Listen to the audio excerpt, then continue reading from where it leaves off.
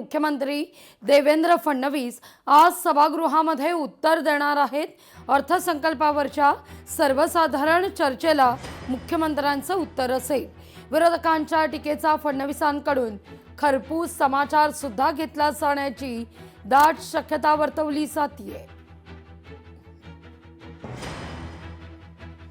तर तिथं ओम बिर्लांविरोधात आज संसदेत अविश्वासाचा प्रस्ताव मांडला जाणार आहे। प्रस्तावाला विरोध करण्याकरता भाजप सज्ज आहे। भाजपने आपल्या सगळ्या खासदारांना व्हीप जारी केलेला आहे।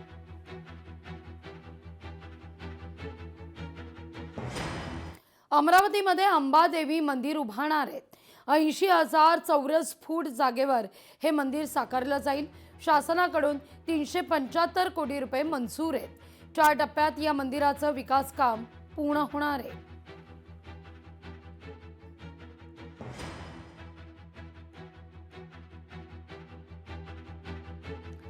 रत्नागिरीतल्या उजव्या कालव्याचं गेट अज्ञात व्यक्तीनं बंद केलंय। गेट बंद केल्यानं कालवा ओव्हरफ्लो होऊन फुटल्याची घटना आहे। दुर्घटनेमुळे जलसंपदा विभागाचं 7 ते 8 लाखांचं नुकसान आहे। शेतजमीन आणि डांबरी रस्त्याचंही अतोनात नुकसान आहे। घटनेनंतर संशयिताविरोधात गुन्हा दाखल आहे।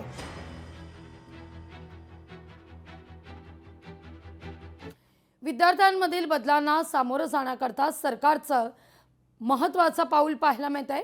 राज्य शासनाच्या शालेय शिक्षण विभागाकडून करार करण्यात आलाय।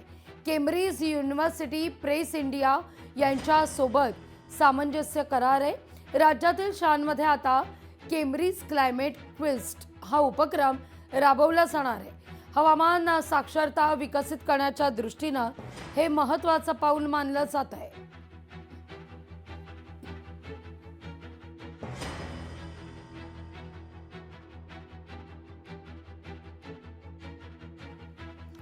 अडुसष्टाव्या महाराष्ट्र केसरी स्पर्धेच्या लोगोचं अनावरण झालंय। मुख्यमंत्री देवेंद्र फडणवीसांनी या लोगोचं अनावरण केलंय। वर्षा निवासस्थानी मानाच्या गदेचं पूजन करून अनावरण करण्यात आलेलं आहे। केंद्रीय राज्यमंत्री मुरलीधर मोहोळ आणि इतर मान्यवर उपस्थित होते। छत्रपती संभाजीनगरमध्ये 64 कोटींची पाणीपट्टी थकबाकी आहे। कडाचा मनपाला पाणी बंद करण्याचा इशारा आहे। रक्कम भरली नाही तर पाणी पुरवठा खंडित करू असा इशारा देण्यात येतोय।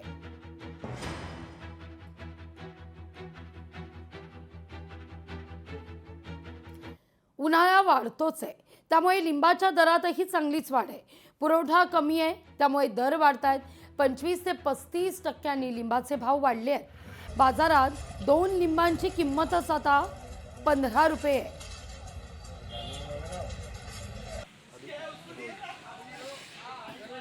इसका बीट बाकी है क्या?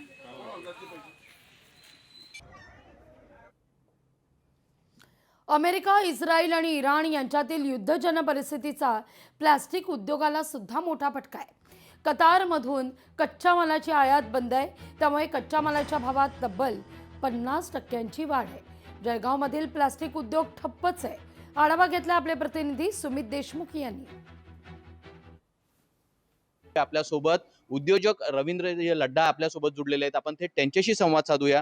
सर, काय सांगणार, आज लघु उद्योग जे आहेत, छोटे उद्योग जे आहेत, याच्यावर या युद्धाचा थेट परिणाम झाल्याचं पाहायला मिळत आहे आणि प्लास्टिक पासून शेतीसाठी जे साहित्य बनवलं जातं त्याच्यावरती देखील भाव वाढ झाल्याचं पाहायला मिळत आहे।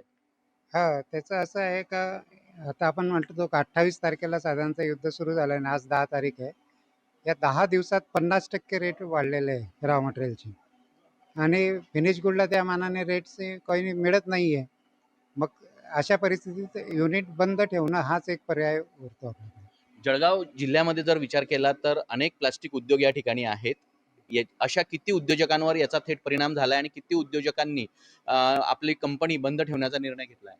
जवळपास 400 उद्योग आहेत असे आपल्याकडे, जे प्लास्टिक पासून वेगवेगळे प्रकारचे आयटम बनवतात। त्यांच्यावर सर्वांवरच परिणाम झालेला आहे। कामगारांना तर तुम्ही सोडू शकत नाही, कामगार तुम्हाला वागवावेच लागतील आणि आता सध्या 10-12 दिवस जस्ट बिगिनिंग आहे। युद्ध कुठपर्यंत चालतं, त्याचा परिणाम काय होता ते अजून बघायला लागेल, पण त्याच्यावर कामगारांना तर पगार तुम्हाला द्यावाच लागणार आहे, त्याचं काही विषय नाही आहे।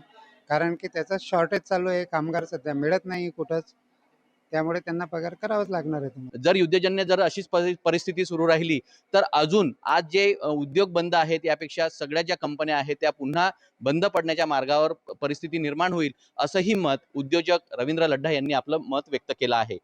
सुमित देशमुख, लोकशाही मराठी, जळगाव. लोकशाही मराठी ऐका, पहा, जागरूक रहा.